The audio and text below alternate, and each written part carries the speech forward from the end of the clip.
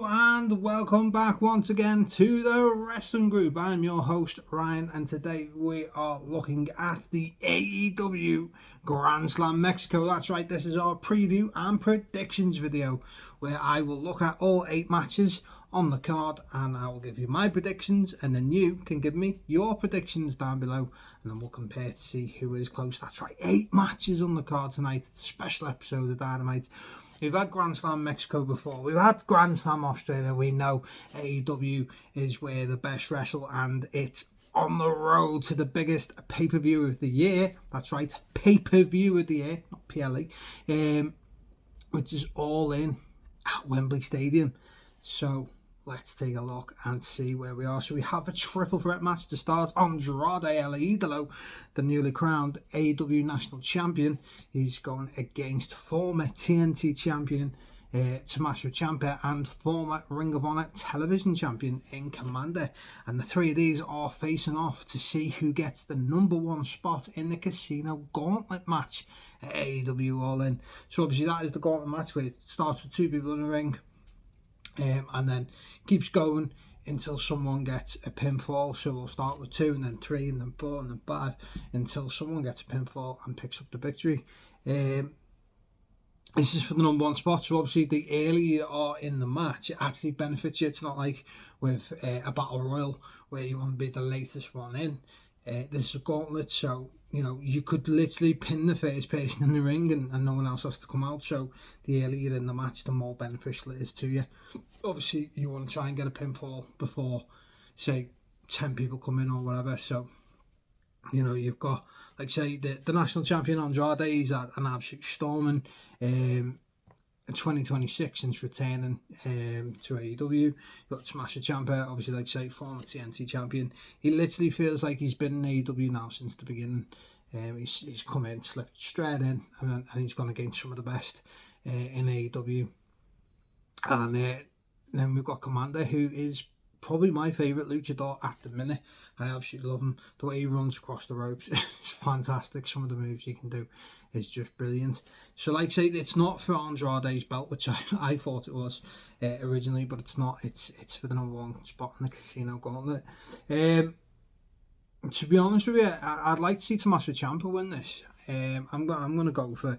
I mean, I know Andrade's on a hell of a run that, but with the belt not being on the line, I want to go for Tommaso Ciampa. I think Ciampa gets the #1 spot in the Casino Gauntlet at All In. And then we move on next to an 8-man tag team match. So that is Cope and Cage, who are obviously the AEW tag team champions, and they are teaming with the Young Bucks, who they will face at AEW All In. It's an absolute dream match. 2 of the greatest tag teams in the history of professional wrestling are going to face each other at AEW All In. They are now going to team together tonight to take on Death Riders. John Moxley, Wheeler Yuta, Pac and Danny Garcia. They are obviously a well-oiled machine. They have teamed for the last couple of years. And just as brutal as anyone in the company. But I'm gonna pick the tag champs and the Young Bucks. I'm gonna go Cope Cage and the Young Bucks to pick up the victory. Because I feel like it doesn't really matter for the Death Riders losing. You know, they'll probably stop with the beat down after the match. We may well see Will Ospreay appear at some point. But then again, he's got a match later on, so who knows. But yeah, I'm going to say Cope Cage and the Young Bucks pick up the victory against the Death Riders. Talking of another tag team match, we have the Don Callis family. It is, where are we? Oh, Kazuchika Okada, Kevin Knight and Hechicero. And they are taking on Mystico, Darby Allin and Chris Jericho. What's that for the tag team? I don't think I've seen Chris Jericho and Darby Allin in the segment since Jericho's come back, and I don't think I've seen Mystico in the segment with either of them, so I'm not sure on the team and there how that ended up happening, but there you go. And they are facing Don Callis family. To be honest with you, do you know what? I was going to go Don Callis family because they've been teaming for a while. Do you know what? I'm going to say Team Darby Allin gets the win, and I think Darby Allin's going to pin Kevin Knight, and this is going to lead to Darby getting a shot again at the TNT Championship at AEW All In. He's got his sights set on the belt, got cheated out of it last time. I think he's going to get another shot at All In, and maybe this is the way they start it, with Darby picking up a victory against Kevin Knight in this tag team match.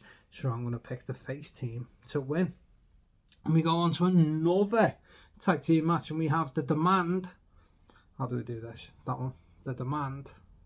They are the AEW Trios champions. Sorry. They have successfully defended the belts once against the Rascals this weekend, and they are facing off against former Trios, two-time Trios champion in Hangman Adam Page. Obviously, he teamed with Jet Speed and won the belts twice. And they are facing off against Brodito, which is Brody King and Bandito. They are former AEW tag team champions. So, for me, I wanted the man to win. I love Hangman Adam Page. I love him more than most people. I love Brody King. I've loved him since his early days in Ring of Honor. I absolutely love Bandito. I absolutely love Ricochet. And, you know what? I've really, really enjoyed Bishop Contolio. So, to be honest with you, I don't feel like I can be at a loss if either team wins. But the problem with Hangman, when he won the Trios belts with Jet Speed, obviously he had his eyes on the AEW World Championship, but it never felt like a team, did it? And obviously we've had The Demand. They've been teaming now for the past year, and they finally become Trios champions. It'd be a shame to take the belt straight off them. You know, they've done it with the Dogs before, where they put the belts on them and took them straight off them. I know obviously these have defended them, but I don't see that Hangman and Brodito being, you know, a proper proper team right now. Whether they get the team again in the future, who knows? But I do really like Brodito as a team, and like I say, I love Hangman, but you got to go with the heel team. These have obviously been teamed for a year. They know each other really well, and of course they just run off the high of winning the Trios championships and then successfully defend them as well. I'm going to back The Demand to retain the tag team championships. So up next we have a women's match, which is Chris Statlander, former AEW World Champion, former AEW TBS Champion, against the current CMLL World Champion, and Persephone. Now her title isn't on the line, that is important, and that is why I'm picking Chris Statlander to pick up the victory. I know Persephone needs a couple of wins. You know, she's coming to AEW. She had the shot at the Ring of Honor Women's Championship. That's where she turned heel. Obviously, she didn't win that, and then she didn't win the TBS Championship either. But I feel like Chris Statlander picks up the victory, or Persephone wins by heel tactics. But I feel like this is going to propel us to Statlander then getting a shot at the CMLL Women's World Championship. By the way, these are two absolute brilliant athletes. This match could potentially be a match of the night. I love Statlander. I absolutely adore Persephone. I think Persephone is going to go absolutely far as long as she stays with AEW. I don't want to go to the lands of sports entertainment and ruin her career. I feel like she definitely suits AEW. She definitely suits CMLL. I'm really, really excited about this match. We know they faced before, but now we've got Persephone as a heel, and of course as the champion too. So I'm going to say Chris Statlander though picks up the victory, and this leads into a title match, maybe at AEW All In, or maybe in Arena Mexico. So up next we have another women's match. This is the 6-woman tag team match. We have the AEW Women's World Champion, which sounds mad to say, Willow Nightingale. I absolutely adore this woman.